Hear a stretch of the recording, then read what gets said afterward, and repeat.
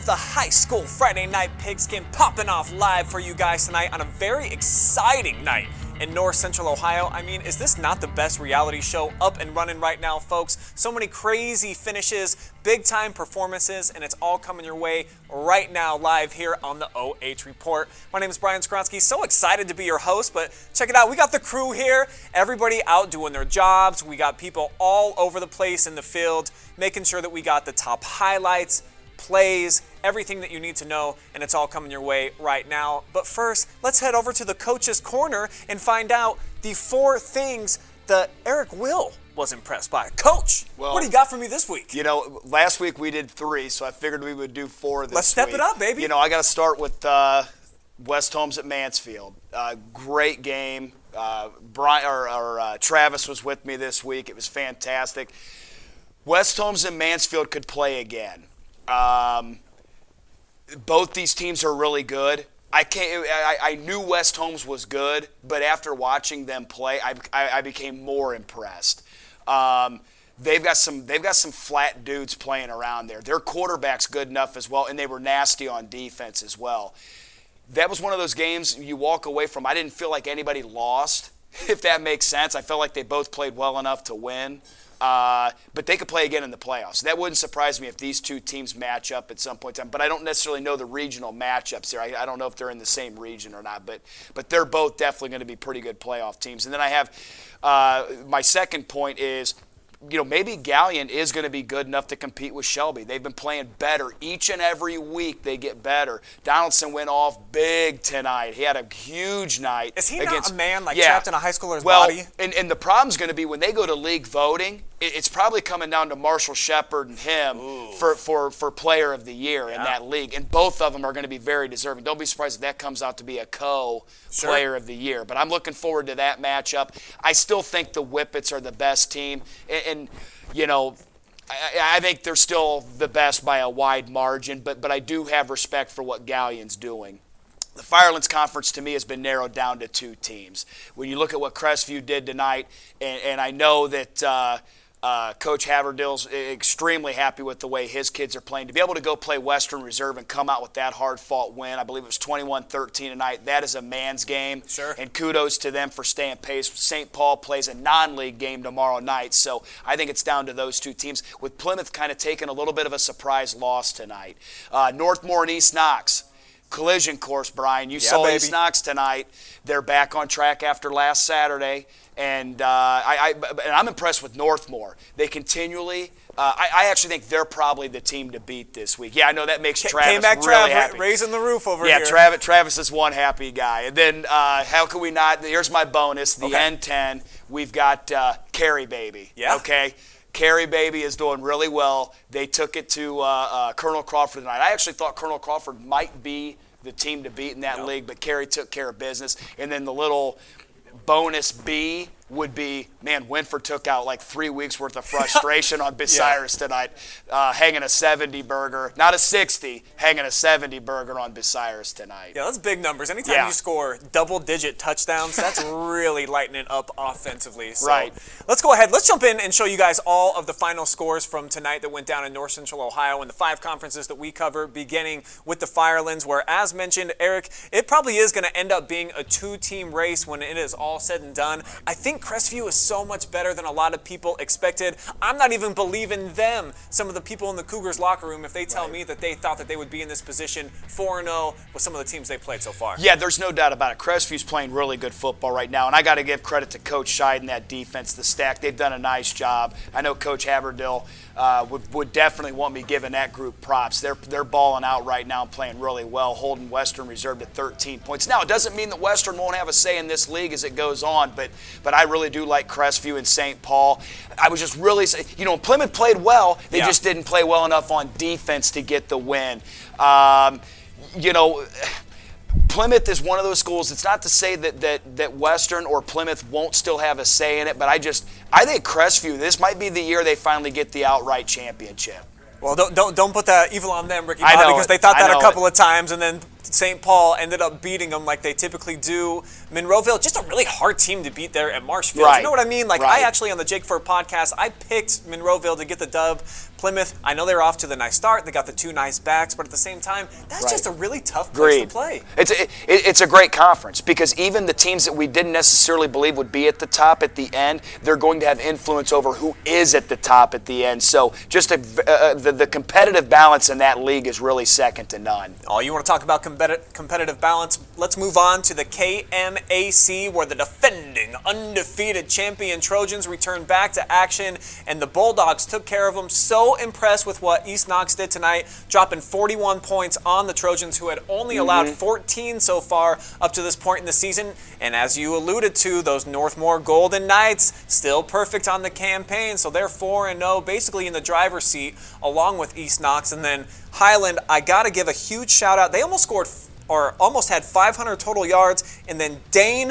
Nauman broke the single game rushing record, 366 yards by one human being in one game. That was a career for a lot of people, Coach. Yeah, absolutely. That's big time. Like I said, I like this collision course. How about Northmore getting a hard-fought win at Cardington tonight? They just continue to find ways to win.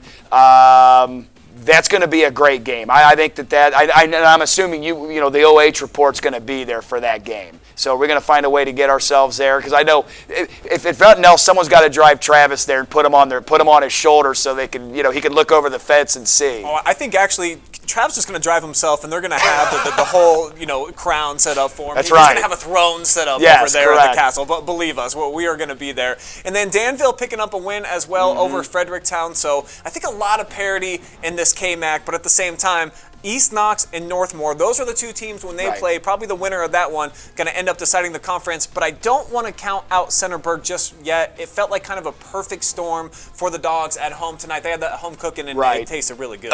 Agreed. And then, so what you would need if you're Centerburg is you need a Northmore win. And then, and then Centerburg just needs to take care of what they can take care of, which is going to be the rest of their schedule. If they do that, then they could get that 3-way tie. It can happen.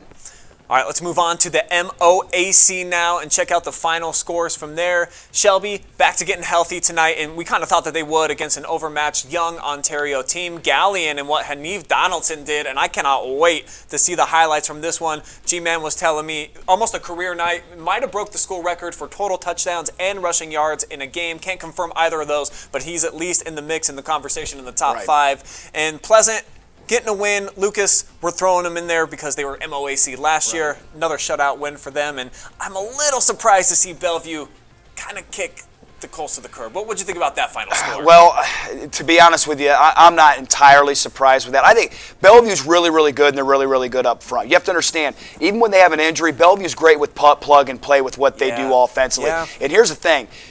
You better bring a sledgehammer when you play Bellevue, because that's the type of football they're going to play. And then when you think about Shelby moving that to the Ontario game, they're 35-7. There's going to be people that are going to go, wow, I'm surprised it was really that close. You know what I mean by that? I'm not disrespecting Ontario. I'm just saying with what Shelby has done this year. But Shelby right now is a mash unit. Quarterback's banged up. I think they got a couple linebackers out. They got a couple guys banged up front. This literally was a get out healthy, get to your next game, hopefully get out of that healthy. Because what I saw from West Holmes tonight, and I know that's not a league game, but West Holmes is really good. Like, that's a really good football team, and they're going to be ready to go. So Shelby just needs to continue to take care of business. I still like them big time. I still have them a heavy favorite in this league. I like what Galleon's doing. Like I said, I like the momentum. But I will say this, when Shelby's healthy and everything's clicking, someone around here said it, and they nailed it. You're going to have to score 40-plus to beat them. And I think you've got to be more than a one-trick pony to get by their defense as well. So that's what I like about Shelby. I actually like Shelby and Bellevue to meet again at some point in time. I think that that's something we would all like to see. All joking aside, I know that we've had our fun the last couple of weeks with this Shelby-Bellevue thing. But I'm telling you, both schools do mutually respect each other. And I think it's a great game, and how cool would it be to see that again? We saw it in 17. You might be able to see it again in 2021. And Lucas just being Lucas, man. I appreciate Lucas actually being nice, only just throwing up that 30 spot. Just being nice. Coach Spittler taking care of business, doing what he does. Lucas is so good. I believe they got a D1 opponent coming up here. Next week. Yeah, next week. So, you know, the Cubbies, you know, they swing for the fences, man. They're never going to dodge anybody, and their schedule's their schedule. And I think the world of Coach Spittler and that entire staff. I enjoy going down to Lucas. That is a professional operation down there. The fireworks, the field. We got the tree house down there rocking. Go, and listen, We were talking about this tonight, Travis and I were. It's the only place you go to where you're getting like sweet. I mean, they're playing Metallica and Alien Ant Farm. I mean, it's like, it's the greatest thing ever. I mean, and that place is rocking. I mean, it is a great place. If you ever get an opportunity, go watch a Lucas Cub game, man. It is a blast. Yeah, as far as like small school absolutely. Them and East Knox, the yes, top two that agreed. I personally got to experience. It's tough to outdo what they have going on at Bob Wine Field. It's fun, man. Let's jump over to the Northern 10 Conference now. I think some folks probably going to be surprised by that Upper Sandusky score. Same thing for the margin of victory with Cary. Seneca East kind of dropped a sledgehammer there on Buckeye Central. And then, boy, you want to talk about sledgehammers right to the dome. Bucyrus just can't get it right against their cross-city rivals. I don't know the exact number. I'm forgetting, but I think it's 23, 24, 25 wins in a row for the Royals in that rivalry, man. Yeah, Winford's doing it, and Coach Helbert does a great job. Listen, they just don't quite have the same type of firepower they've had the last couple of years. It's nobody's fault. It's just a reality. Having said that, their kids were ready to go tonight, and they executed well. And when you look at Upper is getting better. Sure. I mean, you look back to even week 1 when they played River Valley and had the lead going into the second half. Upper Sandusky is getting much better. And I think Cary and Seneca East both are playing probably the best football right now, as far as where they're at in the season. I really like Cary after that win against Colonel Crawford. Going into last week, I would have probably said I like Colonel Crawford the way that I see, the first 3 weeks, the way that they handled business. But Cary's done such a great job. And, man, Seneca East, man, whatever's in the water over there, those guys have competed really well the last 3-5 years. They do a really, really nice job over there. This is, once again, traditionally a very competitive league. I know Winford's had their way with it. Someone else is probably going to carry that crown away this year, but who knows? A team like Winford has a lot of pride in what they do and how they do it, and they could have a say over who actually gets that league crown. Yeah, definitely when it comes to the conference. Right. I mean, Winford, they're in it every single year. I think they won the first 5 of these N10s, and I saw in the Colonel Crawford game that they started out, they threw an interception. Cary took it down the other way, got a touchdown, and then from there just ballooned a little bit on the Eagles, and they weren't able to get out in front like we've seen with those massive leads over the last few weeks. So the Eagles suffering their first defeat of the season. Last conference to show you guys, dive into the OCC, where the game of the night, I cannot wait to see the highlights between the Knights and Mansfield Senior, what transpired over at Arlen Field. Lexington, big win on the road at Mount Vernon. Ashland just getting clubbed again. They are 0-4 on the season. And same thing with Worcester. They had to pick up a last-minute opponent. You typically don't want those to be from Akron St. Vincent St. Mary, who they started with a touchdown on their opening drive, the Irish did, and they just kept scoring. Worcester couldn't slow them down. Yeah, if you're Worcester, you don't want to play the fighting LeBron James there. That's probably not a good idea. But you know what, like you said, you got to play somebody. And, man, I can't say enough about the Mansfield Senior West Holmes games. It was just 2 sledgehammers going at it. Mansfield doing what they do. Unbelievable defense, not much on the ground. Actually had decent production out of Brock Hill tonight. He threw the ball fairly well. He did have one huge mistake with kind of an interception at it's never a good time to throw an interception, but there in the fourth quarter, it led to points. Yeah. You guys will see the highlights. There's a fumbled snap that leads to the running back picking it up and almost walking untouched into the end zone. It's a crazy turn of events. But West Home has really, I believe, set themselves on the inside track.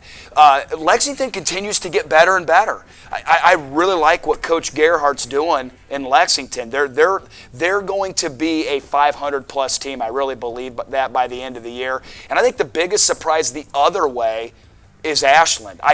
Sure. If you would have told me 0-4, I don't think I would have bought that. And 0-4, the way that it's moving, those score differentials are getting bigger and bigger. And Coach Santoro at Perkins is doing a great job. I think you might have been there too. We saw the scrimmage with Winford, Perkins, and Shelby.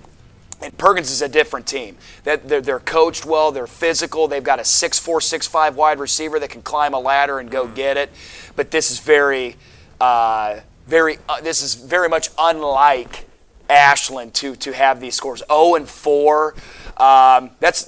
Since Coach Valentine's been there, I can just imagine that's probably not setting well with a lot of people in Ashland because they're normally the 49-14. So, but anyways, what a great conference. And if you're Mansfield, hold on tight because you never know. You never know what a Lexington's going to do. You never know what a Worcester's going to do because that St. V's score, I mean, you got to almost throw that out. I think Worcester's going to be a competitive team down the stretch. It's going to be a competitive league. Correct. Madison, again, beat by COVID the second straight week. That's probably the only squad in here that you would say probably doesn't match up with the others. I think it's going to be a really, really fun league to see how it all shakes out when it is all said and done. So, Coach, I'm going to put you on the spot before we let you get out of here. You've seen 4 weeks of football. You've seen a decent collection of teams. Who would you say is the best overall team that you've had a chance to see with your own eyes, and maybe the best player, the best playmaker that you've got a chance to see, Eric?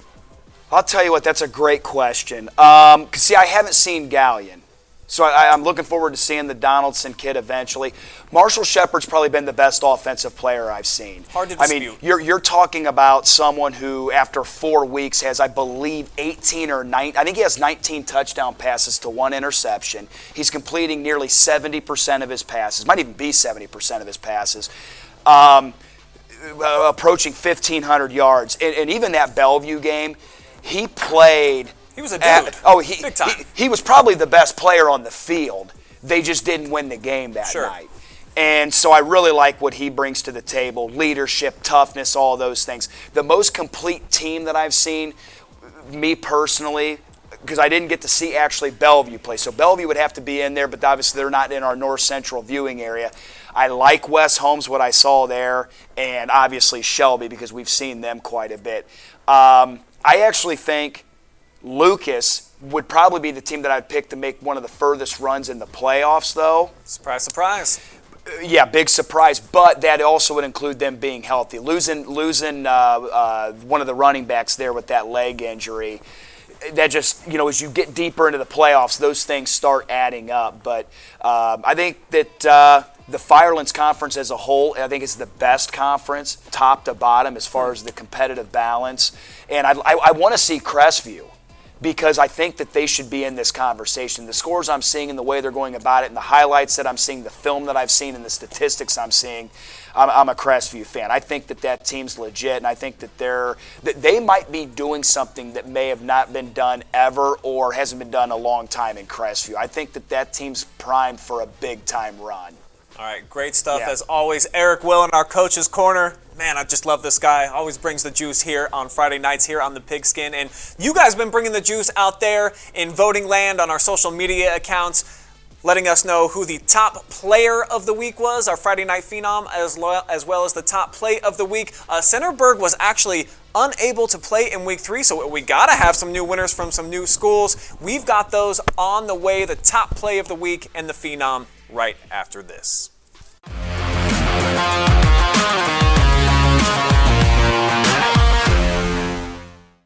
Headquartered in Valley City, Ohio, MTD Products is a leader in the outdoor power equipment industry. We create products that help consumers build memories. Whether it's inspiring people to care for a public garden or enjoy their backyard with family and friends, community is at the heart of what we do at MTD Products. We are looking for people who want to be a part of our future and who are dedicated to cutting-edge product innovation and outstanding customer service. We'll provide you with the necessary tools for success in your career at MTD and help inspire people to care for and enjoy the outdoors around the world.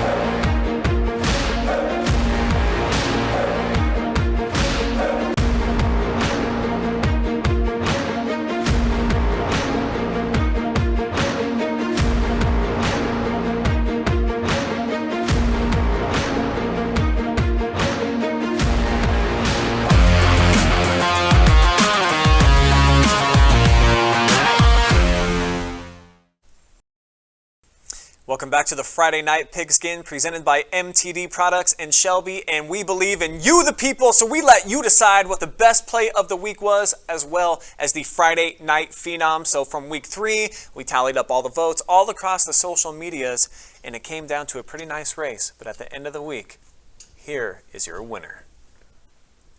It is none other than the shifty number 20 for the Clear Fork Colts, Victor Skoog, the sophomore quarterback. He had 4 touchdown passes on this night, and what was probably most impressive, his team was behind big. He led them to 29 straight unanswered points against Lexington to get a big-time victory. Victor Skoog, you were fantastic, sir. You are our Friday Night Phenom from week 3, so you have Colt Nation to thank. They got a whole bunch of votes out there for you, and plenty of great plays from your end to help earn the nod. Congratulations to number 20, Victor Skoog, for becoming our Phenom. All right, the top play of the week. Again, it was another great race. We had a ton of votes coming in, and after we sifted through all of them, this was the best play according to you, the fans out there.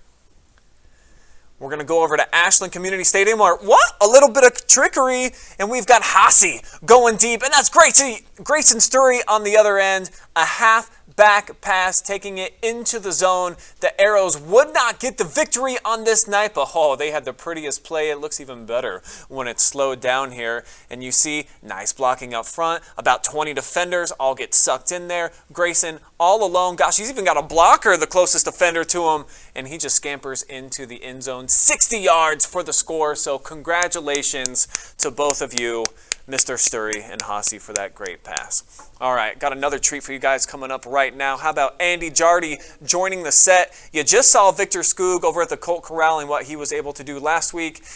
Didn't do much of that tonight, Andy. Bellevue came through town, and they just steamrolled in the Valley, my friend. Yeah, they really did, and wasn't quite sure what kind of game we were going to get tonight. Obviously, Clear Fork coming off an incredible comeback win last week against Lexington. For the second year in a row, they pulled off a miraculous comeback against Lexington. And Bellevue coming off an emotional win over Shelby. You weren't sure maybe this is a trap game on the road. It's a haul to get down there for them, an hour and 22-minute drive. True. But Bellevue, as we will see in the highlights, came out and set the tone right away. All right, let's check it out. Roll those moving pictures. As we will see here, right off the bat, the opening kickoff tonight. They couldn't wait, right? They could not wait. Will Hager is going to take this thing from about the 14-yard line, and he is going to go untouched. Wow. 86 yards, returns the opening kick.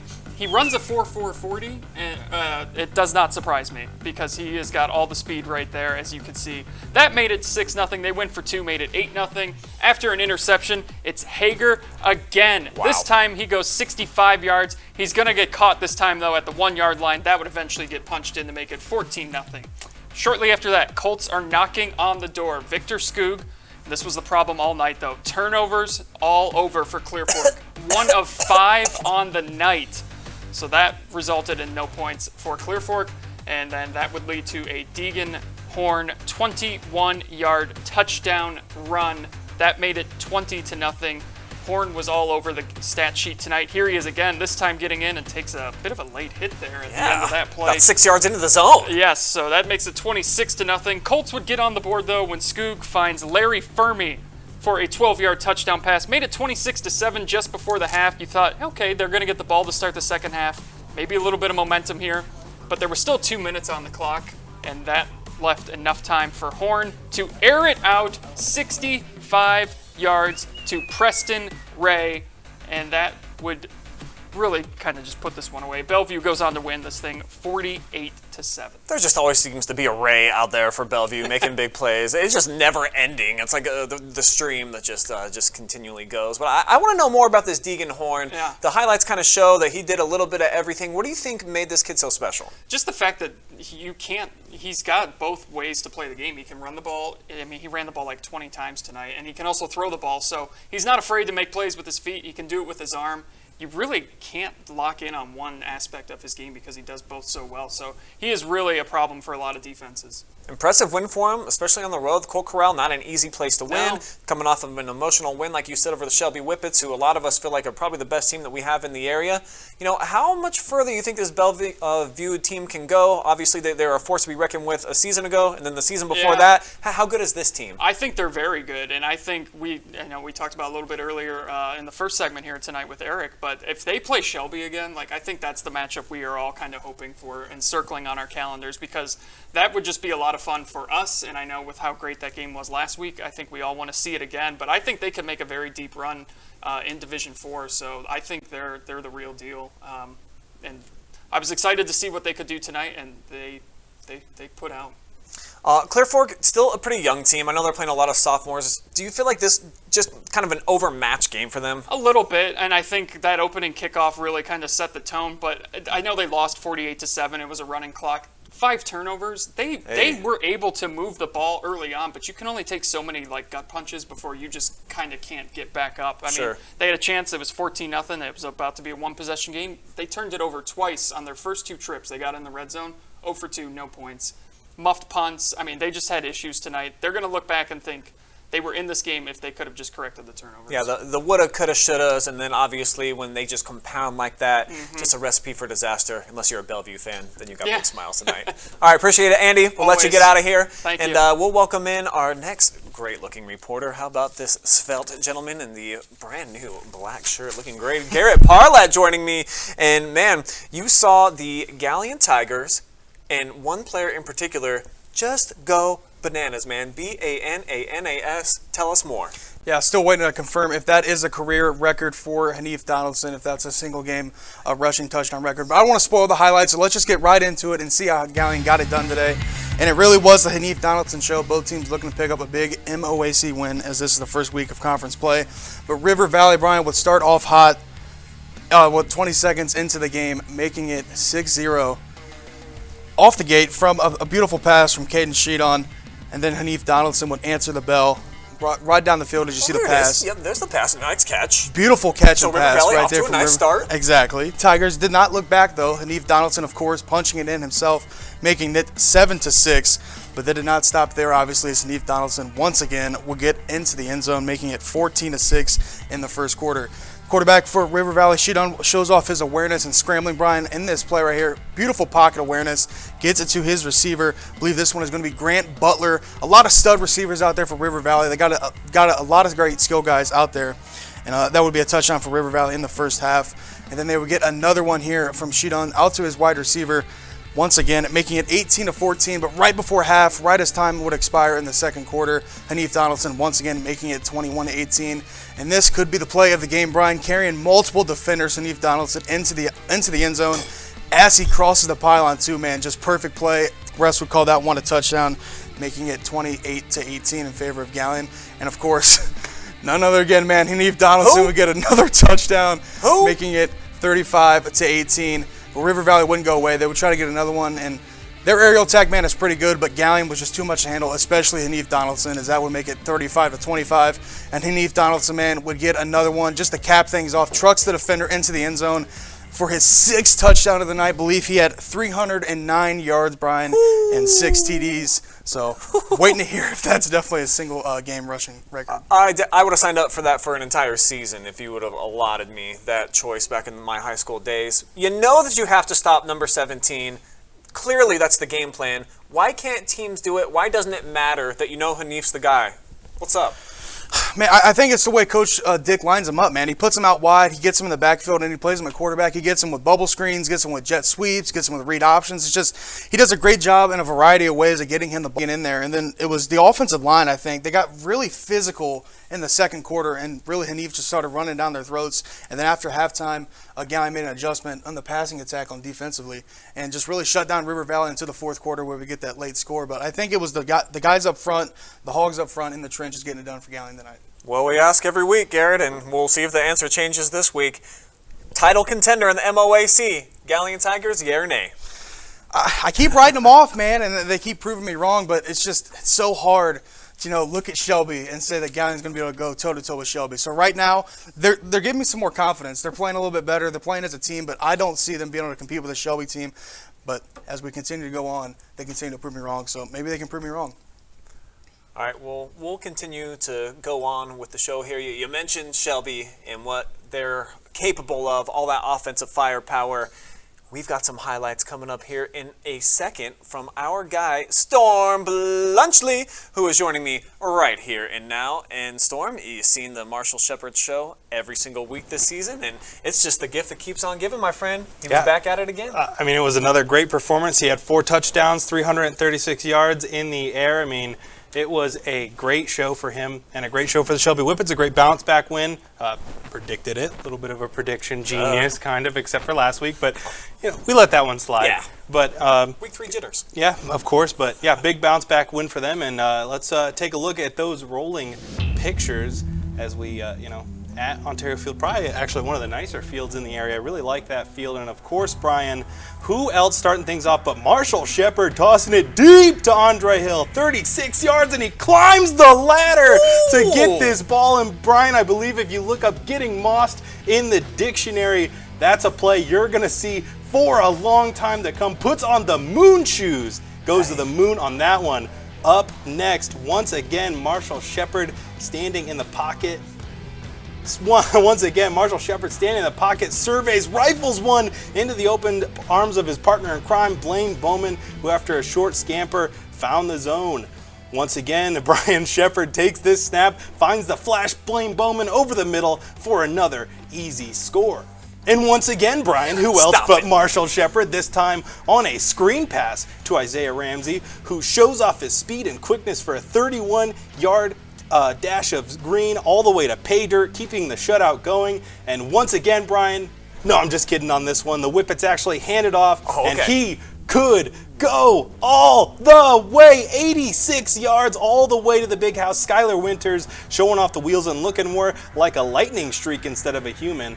And inevitably, Ontario would end up getting on the board on this 12-yard handoff with a little bit of trickery. Fake handoff, gives it to that guy, and they would find the zone, bringing us to our final score of 35-7 in favor of the Shelby Whippets. Well, as Eric Will mentioned at the beginning of the show, Marshall Shepard a little bit banged up, and I understand he didn't even throw a pass all week, Storm, until tonight, when it actually mattered. That's what my insiders were telling me. I mean, stats speak for themselves, however. Marshall Shepard, another great night. Like I said earlier, 4 touchdowns, over 300 yards. Didn't win Phenom again this week.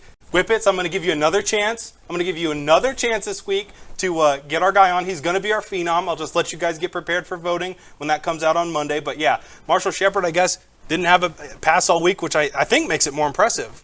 I would agree. So it didn't slow him down much tonight. 4 more touchdown passes. I think he's up to 19 now on the season. Pretty incredible numbers. But the Shelby offensive front banged up a little bit last week against Bellevue. You felt like they had a bit of a bounce back game tonight? Yeah, I think that they had an awesome play. If we thinking about that play where Skylar Winters had that amazing 86-yard run, line parted like the Red Sea. I mean, he got a perfect gap to run right through, and he took it all the way to the big house. And that's another thing I wanted to bring up. Skylar Winters, 119 yards on the ground. I believe that if my facts are correct, Shelby only had 22 total rushing yards last week. Wow. So they were doing something right tonight. They got it going both ways. So great all-around play for Shelby. 80 of those yards, though, coming on that one run. So obviously the Whippets, they got to get it a little bit more consistent flowing throughout the game to beat some of the big teams. And for Ontario, I think we all kind of knew this was coming, including their coaching staff. I don't think they'd be shy to say this. It just kind of feels like a little bit of a rebuilding year, and you're seeing tomorrow's big-time players getting in some reps now. Oh, yeah. Yeah. Going to be a rebuilding year for Ontario, and like you said, I think that everyone kind of knew that coming into the season. But there's nothing wrong with that. I mean, you got a young guy, or you got a young team, and if it's worth it if you win, state title 2, 3, 4 years from now. It's good to be bad now, and then be able to say I told you so in a couple years. All right, appreciate it, Storm. No problem. Well, let's show you a team that basically is just never bad. They're never rebuilding somehow, some way. I don't know how they do it. I don't know how Scott Spittler keeps finding these guys, but the Lucas Cubs, they win big tonight. And we got Garrett Parlett here. He's going to be joining me to break down the Cubs' big win over at Willard. And no surprise here, Flashes, it's been a while since they've been competitive, and a little bit different story for the Cubs, who seemingly make the playoffs every single year. And they won playing Lucas football again tonight, my friend. Man, the Lucas Cub Moving Company, Brian, the upfront crew, man, they get it done night in and night out. And not only night in and night out, every year, man, they step up and they pave holes, man, that Mack trucks could go through. So shout out to the Lucas Cub offensive line and their coaching staff getting it done every year. As every single year, man, they're competing in the playoffs. So once again, it looks like they're going to be headed there. But let's roll them highlights and see how they got it done as they traveled up to Willard. This is going to be the Andrew to Andrew connection, Brian. Andrew Small into Andrew Finello for 28 yards. And then on the next drive, Grant Barrett would have a 30-yard touchdown run. Is beautiful blocking from Zane Finley right there. Spark plug getting it done. And that would be 14-0 Lucas. And then Smolin, of course, we get a 1-yard TD run. And Aiden Kohler, man, this is a 45-yard field goal. This is a college NFL yard field goal to make it 24-0 in favor of the Cubs. And then Barrett would have yet another long, lengthy run. 51-yard score in the third quarter would be 30-0 Lucas after a missed PAT.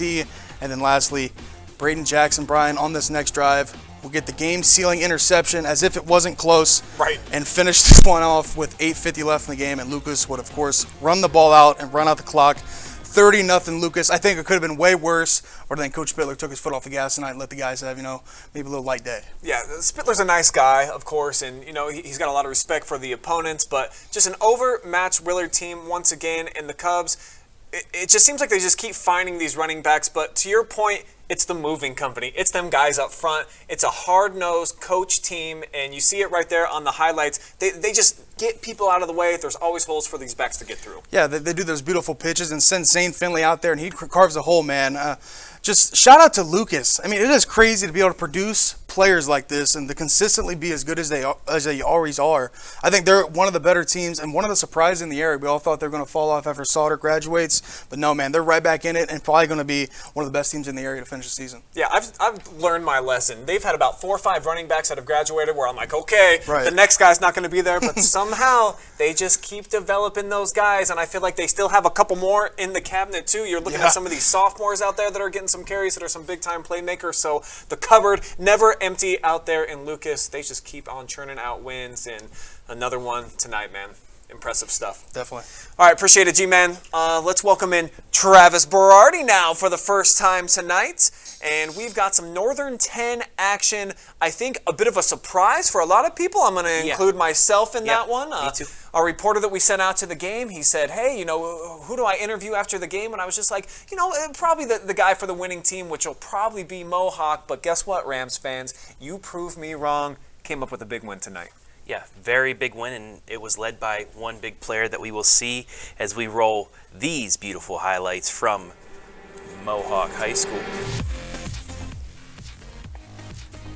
Actually, this game was at Upper. Or Upper. Was it at Upper? Yeah, I think was so. Upper? Yeah. Or Mohawk Upper? It looks like Upper. Two great places. Anyway, first drive, and Noah Hale. What a pick right there, Ski. Getting up. Kind of mossed the guy, too, but it was the opposite way. And then, you get big defensive play. Might as well get the big offensive play as well. Why Hale, not? 73 yards. Now, you're not going to catch me.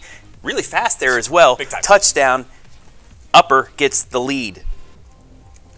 Mohawk driving once again, and it's going to be Lane Montgomery with the pick, and Upper, they're continuing to roll right there. But finally, Mohawk, Zayden Fry, 10 yards into the end zone. Mohawk back in it. He's been doing that. Yeah, he has been all year. Late third now, Hale once again, wide open, 45 yards to the touchdown. You know how I was saying about that one guy? Hail, the gang's all here. Fourth quarter now, Caden Hammond, 51 yards down the sideline. They going to catch him, Brian? Nah. No, I don't think so. Nope. That makes it 27-7. And then, hey, that Hale guy, I think he's going to come up with one more play here to ice the game. You think he has a chance to be a phenom this week, Brian? Another pick? I think he's getting the nominee, my friend.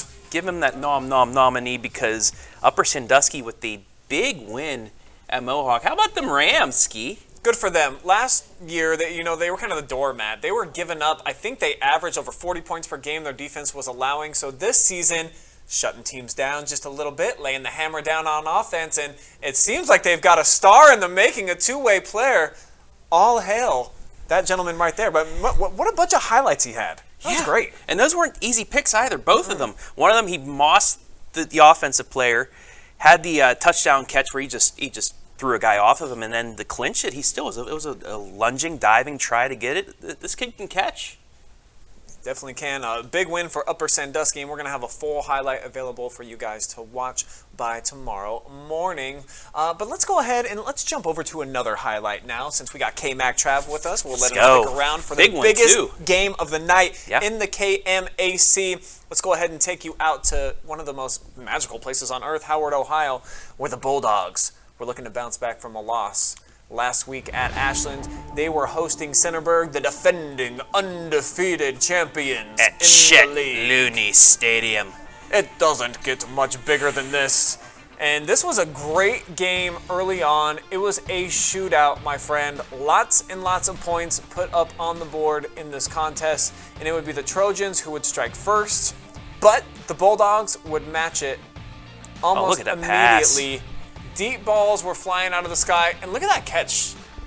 I mean, extension. I've said this all preseason and into the first couple of weeks. East Knox has players. They have skill guys returning that can make plays like that. And I just like the way the East Knox has responded after that tough loss to Crestview last week. I wasn't 100% sure what to expect from the Bulldogs given that they lost in the fashion that they did. They gave up 41 points last week.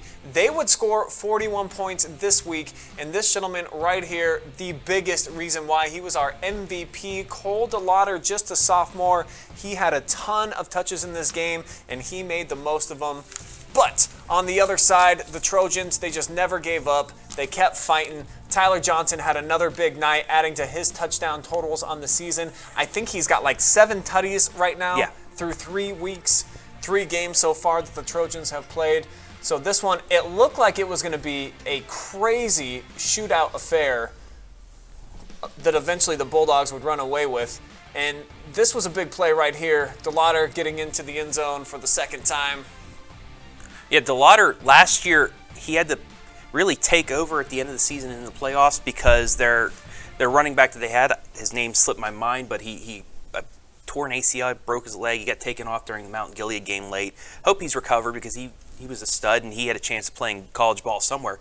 But DeLauder really picked up the slack and took over and shined as a freshman last year. Yeah. And I just saw this coming, especially like I said with the key players back at wide receiver, quarterback, their defensive back front. That's why it surprised me how Crestview was able to jump on them so easily to start off. But hey, the Cougars, they're the real deal, as we saw not only last week but this week as well. G-Man over here giving me a nod as well because they are the real deal. But East Knox, they're legit. I mean, that's a great bounce back win against a very solid Centerburg squad. Which sets up, I think, a great, week 6 or 7 matchup against Northmore, who maybe both of those teams, when you start looking at the schedule, they could be meeting on a crash course collision. I was looking at the schedule. I think I'm going to be there. I think it might be the both of us, maybe. Little tag team for us. It might be, but that is a game I've had circled on my calendar since the schedules have gone out. That too, and then the East Knox Center, because I thought coming in this year, those are the 3 top teams in the KMAC, and they've shown out thus far, and you never know. If things work out, we could have a 3-way tie like the Firelands we had last year. Yeah, for the Trojans, I don't think they had turned it over so far through the first 2 games that they had played. They gave it away 3 times tonight, and they allowed the Bulldogs to almost rack up 500 total yards. DeLauder did a bunch of that work, too. Over 200 rushing yards for him on 30-plus carries. He had 2 touchdowns on the ground, and then also caught one later in the game. So he was our MVP. He was fantastic, and I think the KMAC, lot of big games to come here in the future. Looking forward to a lot of these. And you think East Knox was a little angry after that loss last Saturday at Ashland Community Stadium, that they really took it out on a Centerburg squad, and we gave them pizza, and I'm sorry, Centerburg. Congratulations on that stuff, but that's a tough one. I hope Centerburg bounces back because, like in basketball last year, I think there's a number of teams that have a chance of making runs in the playoffs this year. I know it's 16 teams in there, but I can see 2, 3, maybe 4 teams making it to the round of 8, maybe the round of 4 in their region. They're just that good. Speaking of teams that are really good that could meet eventually in the playoffs in Division III, how about West Holmes and Mansfield Senior, the game of the night? You've been hiding these highlights from me. I haven't seen them yet, so I'm looking forward to the moving pictures. Trav, and Eric Will is still here watching the TV because he wanted to watch the replay of this as well.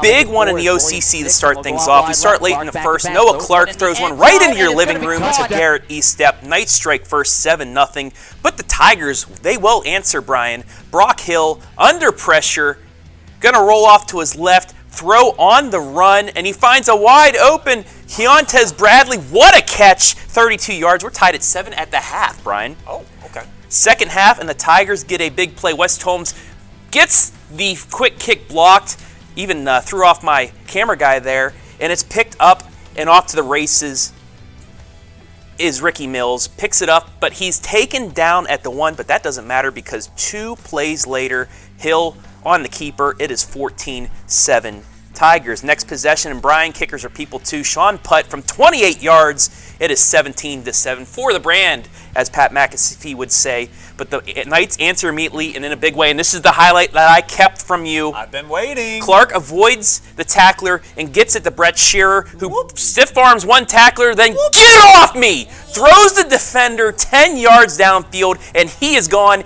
80 yards to the house. Extra point no good, 17-13. You got to watch the replay because Eric Will went nuts on this. Ensuing possession, Hill under pressure again, underthrows it, and it's picked off by Tucker Kaufman, and he is going to take it back, not to the house, but inside the 10-yard line. A couple plays later, they will cash in, and just watch how Sam Williams-Dixon just casually picks up the fumble, takes it in. Knights lead 20-17, but the Tigers, they have one more chance. Third down, inside the red zone, but it's fumbled. It's flashbacks to the state championship game, but they will have one more chance to get the win. Hill rolling around, lets it fly, has a man open in the end zone, but he trips! And that does it. West Holmes, they stay undefeated, 20-17. They knock off the Tigers. That's a tough one. That's just a tough one. What a game, though. Amazing second half by both sides. So many ebbs and flows, highs and lows. The Tigers, man, Cam Todd, watching that highlight with the low snap there, you're right, from that state championship game. What a bummer for them. But West Holmes, it just seems like this is probably a complete team. Eric said in the first segment that he felt like maybe the most complete team that he's seen so far. And you agree, huh? I agree. And with the addition of Williams-Dixon, came over from Loudonville, the big run he had in the playoffs. He helped out not only running the ball, but he caught the ball out of the backfield as well. He had 18 carries, 81 yards, that touchdown. I mean, honestly, Eric and Aaron were talking about it during the broadcast. The quarterback's lunging, diving for it. Williams-Dixon's like, I got this. Picks it up and just sprints right through the hole in the middle for the touchdown to go ahead. He also caught 6 passes for 23 yards. Brent Schreier, he's a running back as well, but he had 2 catches, 88 yards. Most of those came on that phenomenal man play. I mean, I haven't seen something like that in high school. Maybe something from a Brennan Armstrong where he threw a couple guys off, but he threw that guy. I feel bad for the Tiger. He threw him 10 yards. That looked like a beast mode play 10 type yards. of stuff. Yeah, crazy. But I think just with those additions, the way they're playing, Noah Clark, he's a solid quarterback. We talked about him last year in their run in the playoffs, but they have a really good chance of being not only a top team in the OCC, but a team to be reckoned with in that region. And so for Mansfield Senior, what would you say is your top takeaway from what you've seen from the Tigers tonight, loaded with talent, up against a really good opponent, and on their home surface, and they do get beat even though it looked like they had their chances? It was, mistakes, a couple mistakes, the underthrow by Hill, the bad snap. You take those 2 away, Mansfield Senior probably comes out with a big win. It's not like West Holmes handled them, other than the one play. From Brett, I'm not going to repeat it again, but Mansfield Senior, got to get the running game going. They did have 44 yards from Brock Hill, but everybody else had a combined, I believe, 27 yards. You got to get something going. Hill was scrambling. He had a couple, RPO runs to get some yardages out of it, but they really didn't get the run game going against. They're going to have to keep getting that offensive line to build, keep growing onto that. If they can get a run game going by the end of the year, they're just going to get better because that wide receiver core, Miles Bradley had 70 yards receiving off 5 catches. O'Brien had 56 yards on the 2. Keontez Bradley had that, he was doing push-ups and then came up and caught it. I don't know how he's able to. And, they have the receivers. Hill can pass the ball. He had that one underthrow, like I said. They take the mistakes away. They get the offensive line going a little bit more. They're going to be fine. Yeah, I'm really looking forward to this OCC championship chase. I think there are probably going to be a few teams in the mix, but Don't count out Worcester. I mean, we were excited last week. Didn't mention Worcester, but tough loss to Akron St. Vincent St. Mary. I mean, I don't know if anybody goes up against them and with less than a week to prepare as well and get a win. So I think Worcester, they're another team. You never know. Worcester knocks off West Holmes, Mansfield Senior. Like I said with the KMAC, we could have a three-way for the OCC championship, but there are just so many good teams. Like in many of the other conferences, they're top-heavy. There's 3 or 4 teams up there. It's not just one team that may run away with it, other than maybe Cary, now that they handled Colonel Crawford. But, a lot of solid teams. West Holmes is up there. Mansfield Senior's there. Worcester, they're going to get their conference slate started next week. But, it's going to be fun to watch the OCC the rest of the year. All right, guys, that's all we have for the highlight portion of tonight's show. We're going to take one more break. When we come back, we'll show you what we have to offer in terms of football coming up next Friday. Can you believe it's already going to be Week 5? I know. Unbelievable. Keep it here. We'll be right back.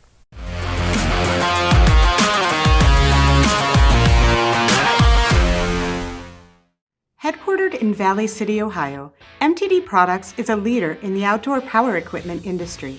We create products that help consumers build memories. Whether it's inspiring people to care for a public garden or enjoy their backyard with family and friends, community is at the heart of what we do at MTD Products. We are looking for people who want to be a part of our future and who are dedicated to cutting-edge product innovation and outstanding customer service. We'll provide you with the necessary tools for success in your career at MTD and help inspire people to care for and enjoy the outdoors around the world.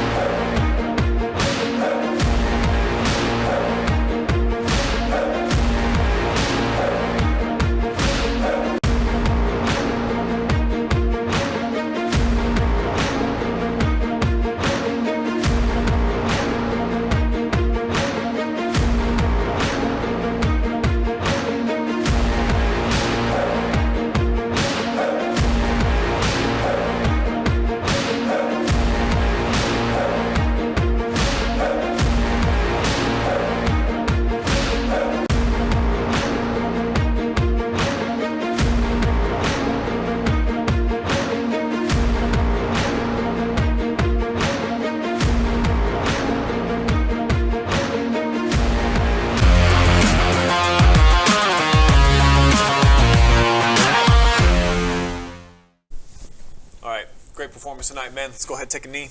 Pop those lids. So that's it for week 4 here on the Saturday Pigskin, or actually, well, it is Saturday now. Yeah. So I get a little bit confused, A little bit earlier every week, but we're getting there. Long nights out here for us, traveling, getting all these games for you guys. But guess what? It doesn't end. It never ends on the OH Report. Let's show you what we have in store for you next Friday night. So much football that you can just load it up, baby. How about the Bulldogs back at Chet Looney Stadium taking on the Cardington Pirates? That one, gonna be a fun one, K-Mac Drive, ain't it? Yeah. East Knox trying to stay undefeated. Cardington coming off a tough loss to those Northmore Golden Knights. See if they can bounce back. But like I said, I like that East Knox squad. We'll see if they can get win number 2 in that KMAC. All right, let's move on, show you what else we have in store for you folks. And speaking of the KMAC, and how about a bounce-back opportunity for Centerburg taking on Highland and a Scots team that just had a running back set some records. So we'll see if the Trojans are able to slow them down. That one's going to be live for you folks. Let's move on to the highlight portion of the evening. How about Marion-Pleasant? Just came up with a big win tonight, Storm. Should the Whippets be shaken in their little cleats? No, I don't think so. I think Shelby's got it. It's hard to beat Shelby, and it's even harder to beat Shelby when they're at home at WW Skiles. So true. I think it'll be a good one. I'm excited for it, but always got to pull for my dogs. And one of the last games ever at Skiles Field. Kind of crazy that it's all kind of coming to an end. One of the more historic stadiums in the entire state. All right, let's get back to what we're going to have for you on the live coverage, and let's go over to Bob Wine Field. The Treehouse. One of the best small venues in the entire state. Taking on, I'm told this is a D1 program? Yeah. Western Hills? This is a big one out of the Cincinnati area. Wow. So the Cubs testing themselves, going to be playing against a school that probably has 25 times as many boys as they do. But that don't matter when you come to Bob Wine Field, Brian. It doesn't. So the Cubs, they're just always up for the challenge, G, right? It's going to be another business trip for Lucas, I'm sure. I'm sure they're going to go back up to Bob Wine Field, man. I'm sure they'll pull that one off. We'll see. The RPO. All right. The next one that we have for you, we'll just let you Crestview guys, break this down for us. Monroeville coming off of a nice win. Doesn't matter, going against the undefeated Cougars. No. I think it does matter. I think Monroeville's a very solid team, very good coach, but man, I don't see Crestview losing. I really don't see them losing. The only team I think they're going to be feared in the Finals Conference, it's going to be Crestview and St. Paul for the Finals Conference Championship. And we all know how that goes for Crestview fans. So, but it'll be on the new turf at Crestview. That's I'm telling you, I think there's a new mindset at Crestview. When I was in high school, man, when St. Paul was on the schedule, you honestly just took it as an L. Just like you were scared. Yeah, you were scared. I think it's a new mindset under Coach Abbott. I think it's going to be different this year. Crestview has me as a believer, especially after what they did to East Knox to those Bulldogs, because they don't take too kindly to you. They're not a fan of you, They had some choice words for you, K-Mac Trav. Oh, well. It's like Bellevue with us as well. It don't matter. Keep adding the haters, I guess. We've got one more on the way. How about Galleon going over to Marion and taking on the Harding Presidents? Can Hanif Donaldson keep trucking high school kids like they're small infants, I think? Yeah, Brian, I'm sure Hanif Donaldson's going to have probably 50 carries again. I believe he had 40 tonight in the third quarter. I believe so. So, yeah, they hand the ball to that guy quite a bit, but, man, he does well. So, obviously, 6 touchdowns tonight. See if he can repeat the performance on the road. That's a man. So he can handle those 40 carries, and man, we're happy that we could bring you guys all the coverage here tonight. Sorry that we had a little bit of glitch with the highlights. That's never gonna happen again. We're just gonna keep getting better. Ain't that right, team? Bring it in. Week 4 in the books. OH report. OH report. Yeah! So long, guys. We'll get that right too. Whippets, vote for Marshall, please.